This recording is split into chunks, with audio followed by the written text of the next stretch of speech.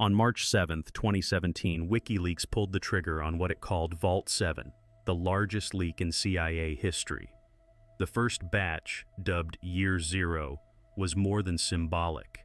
It contained 7,818 web pages and 943 attachments, surpassing even the scale of Snowden's 2013 NSA disclosures. The data was reportedly sourced from the CIA's own Center for Cyber Intelligence, specifically its most sensitive development environments.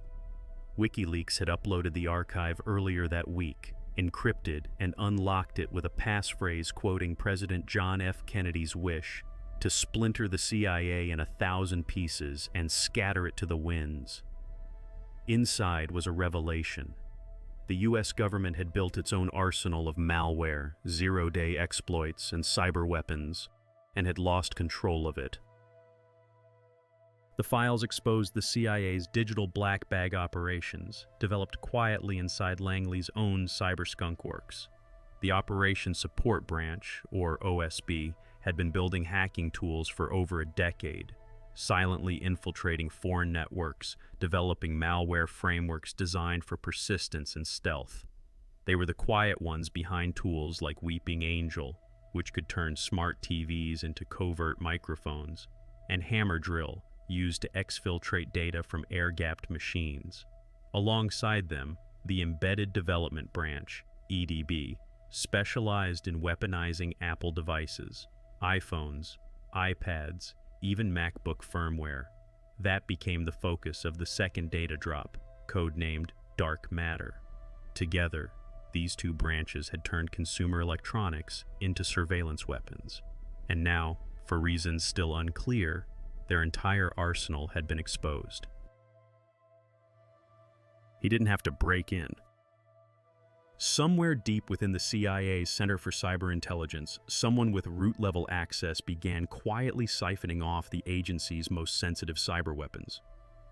These weren't just files, they were custom-built digital exploits developed by elite branches like the Embedded Development Branch, EDB, and the Operations Support Branch, OSB, normally housed on air-gapped, tightly compartmentalized networks.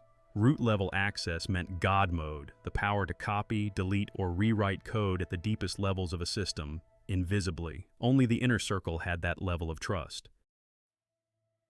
But the person in question wasn't just another trusted coder. He was volatile, paranoid. At OSB, they'd called him Voldemort. Others called him the nuclear option, a nod to his meltdowns during inter-office nerf wars that sometimes escalated into trashed desks and real punches. He tried to give himself the name Badass, but it never stuck. What did stick was his resentment. After a series of HR clashes and desk reassignments, he refused to cooperate. He stewed. And then, in late 2016, he vanished, quitting the agency and taking a job at Bloomberg in New York. But before that, someone had copied the crown jewels of CIA cyber warfare and left them sitting, unsecured, on an isolated developer network called Devlen.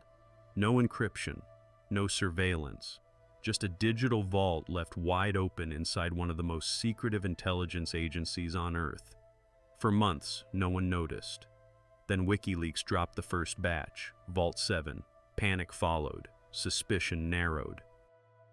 The first drop was codenamed Year Zero. Nearly 9,000 CIA documents, dumped unredacted by WikiLeaks in March 2017. Inside were blueprints for cyber weapons built to infiltrate everything from Samsung TVs to iPhones, Windows laptops to cars. It was a catalog of exploits so comprehensive it sent shockwaves across allied intelligence agencies and handed hostile nations a direct line to every tool the CIA had used to gain covert access to foreign systems. Over 300 different hacking projects were exposed. Tools with names like Weeping Angel, Sonic Screwdriver, Hammer Drill, and Brutal Kangaroo, many targeting specific hardware, routers, or even industrial systems.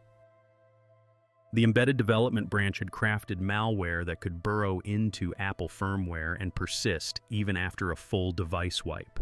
The Operations Support Branch had helped weaponize 0 days, rare vulnerabilities unknown to the manufacturers themselves. This wasn't just a list of secrets, it was a roadmap of how the CIA hacks the world, now made public. And it was only the beginning. As WikiLeaks teased more drops, dark matter, marble grasshopper, panic spread inside Langley. Some tools had to be immediately retired. Others were rendered useless as adversaries patched holes or reverse-engineered the code. The leak was so damaging that the CIA reclassified WikiLeaks as a non-state hostile intelligence service. Not just a publisher, but now an adversary. The agency didn't just lose a cache of weapons, they also lost the element of surprise. Inside the CIA, suspicions narrowed to one man, though his name would not appear publicly for months. He was a programmer in the Operations Support Branch, known internally for his skill with root-level system architecture and for his volatility. Former co-workers described escalating tensions, a rubber band war that ended in physical confrontation, feuds over seating arrangements, and HR complaints that spiraled into restraining orders. CIA security flagged his behavior as erratic. After being reassigned, he refused to sit at his new desk. When investigators looked closer, they found patterns, control issues, grudges, and obsession with access. In late 2016, he left the agency and moved to New York, taking a senior engineering position at Bloomberg. But it was what he left behind that drew the most attention. By then, someone had exfiltrated gigabytes of classified code, tools developed inside an isolated, air-gapped vault. The CIA's own logs would later suggest that this programmer had used a backup system he personally managed to stage and compress the stolen data. The vault hadn't been hacked from the outside, the damage had come from within. The fallout was seismic. As journalists pored over the leaked code, the CIA scrambled to contain the damage. The tools exposed weren't theoretical, they were operational, field deployed, and now potentially in the hands of hostile states. Internally, the agency launched a task force that painted a damning picture: shared administrator passwords, no version control, and servers that hadn't seen a security audit in years. While no formal budget cuts followed, the scandal ignited congressional oversight pressure. Senators demanded accountability, and privacy advocates warned of unchecked digital power.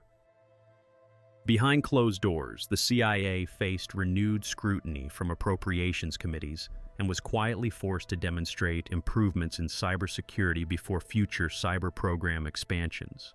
The leak hadn't just exposed the agency's tools. It had revealed a culture where rapid weapons development had outpaced basic security hygiene. No fines were levied, but the damage was reputational, strategic, and invisible, measured in lost trust, compromised methods, and a permanent hole in the agency's digital armor. For all the headlines and hearings, much of Vault 7 remains unresolved. The full extent of what was leaked and what wasn't has never been disclosed. Many of the exposed tools had code names like Weeping Angel and Umbrage, suggesting deeper operations targeting smart TVs, foreign infrastructure, even the digital signatures of rival states. Some speculate that only a fraction of the archive made it into public view, that WikiLeaks held back far more than it released. Within the intelligence community, there were whispered fears that hostile actors had scooped up entire classified libraries before the agency could patch its blind spots. Years later, the Vault 7 files still surface in foreign cyber campaigns, tweaked and weaponized in ways the CIA never intended. And though the accused leaker now sits in a federal prison, the core vulnerability remains: the quiet truth that even the most advanced intelligence agency on Earth built its secrets on a fragile foundation of trust. By the time investigators zeroed in on a suspect, the damage was already done. He was no longer at the CIA. In fact, he had quietly left the agency months earlier and taken a software engineering job in New York. But inside intelligence circles, the trail of digital breadcrumbs led straight back to him. Joshua Adam Schultz had once been a rising star, a brilliant programmer with root-level access to the most sensitive systems inside the CIA's cyber arsenal. Born and raised in Texas, Schulte was a gifted but volatile presence from an early age. After earning his computer engineering degree from the University of Texas, he worked briefly at the NSA before joining the CIA's Directorate of Science and Technology. By 2015, he had embedded himself in the Operations Support Branch, the core unit behind Vault 7, where he helped manage Devlin, the isolated network housing the agency's most advanced hacking tools. But his behavior inside the agency was becoming harder to ignore. Coworkers described him as combative, arrogant, and unstable. Nerf wars devolved into physical fights. A feud over desk assignments escalated into restraining orders. Security flagged him. HR intervened. And then he was gone. What he left behind would take months to unravel. What followed was one of the most complex and controversial legal battles in the history of U.S. intelligence. Schulte was arrested in 2017, but the government's case would stretch on for years, entangled in digital forensics, national security protocol, and Schulte's own defiance. At his first trial in 2020, the jury deadlocked on the core espionage charges, reaching only partial verdicts. Schulte was placed under special administrative measures and accused of attempting to orchestrate further leaks from jail, using contraband phones and encrypted accounts to wage what he called an information war. In his second trial, he chose to represent himself. He cross-examined witnesses, demanded access to classified material, and crafted his own defense. Jurors later described him as arrogant and abrasive, with one remarking that he acted like a smug IT guy, lording his technical prowess over everyone. But the evidence was overwhelming. In July 2022, he was convicted on 9 counts, including the illegal transmission of national defense information and obstruction of justice. In February 2024, a federal judge sentenced Schulte to 40 years in prison, calling his actions one of the most brazen breaches of classified data in U.S. history. The Vault 7 leak did more than expose CIA tools. It exposed a system that had lost control of its own secrets. In the months after the breach, the agency launched an internal security overhaul, but the damage was done. Dozens of cyber operations were halted. Foreign partners grew wary. Developers left.